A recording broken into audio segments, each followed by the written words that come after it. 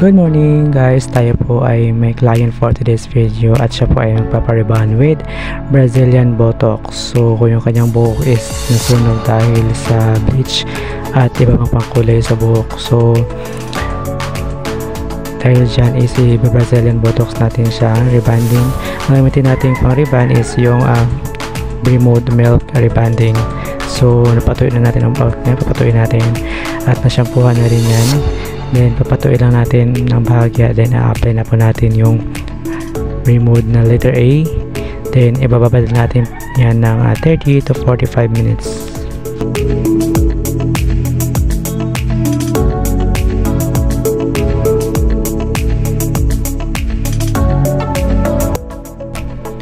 So dito guys, at in-apply na po natin yung Bremode na letter A step by step.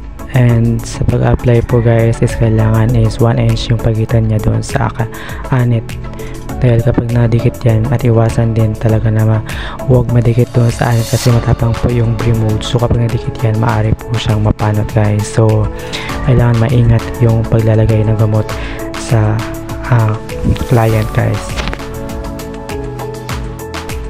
So kung napapansin nyo is wala talaga akong gloves kasi hindi talaga ako sanay mag-gloves kapag nag-reband. So matapang po yung gamot na Bremode kapag hindi ka mag-gloves, magbabalat yung kamay mo or masusunog kapag ano ka, yung maarte yung balat mo. Pero ako sanay na ako kasi nakakatanggal siya ng mga kubal sa kamay, so okay lang sa akin. So ito na guys, nabanlaban na po natin yung buhok ng ating client at papatuloy na naman natin yan at ating paplansyahin. So medyo mabagal lang yung blower na to kasi nga mahina yung hangin niya. So kailangan yung hangin niya guys is medyo lang, malamig-lamig lang para hindi po masyadong ma-stress yung buhok ng ating client.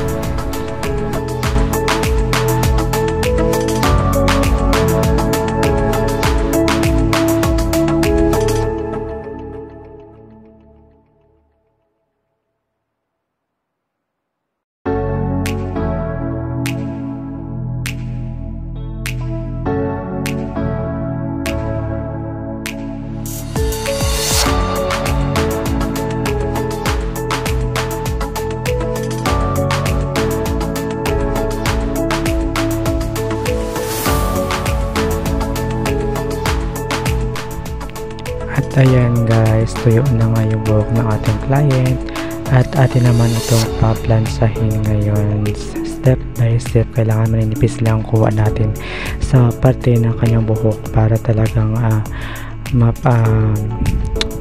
plansa ng maayos yung kanyang buhok guys.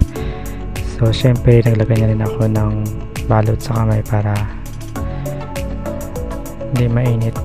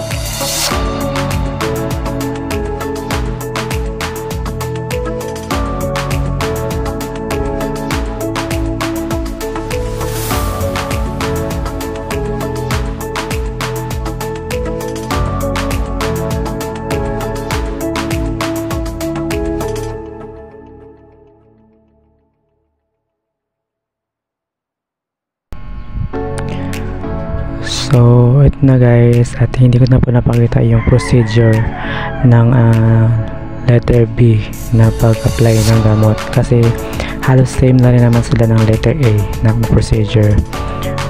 So tapos na ilalagay na po natin yung Brazilian Botox tapos ng plancha na yan.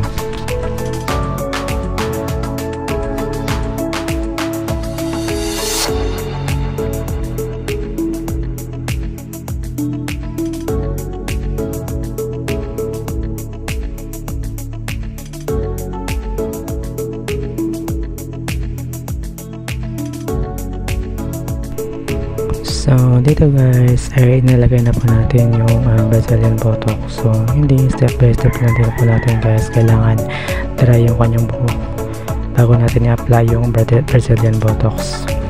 So medyo masakit siya sa kamay hindi kasi ako sanay mag gloves, so mas comfortable ako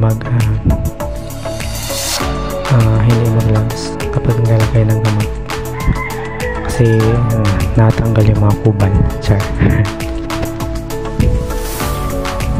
So pagtapos nyan guys ay ibabad na natin yan ng almost 1 hour ang pagbabad ng Brazilian Botox guys.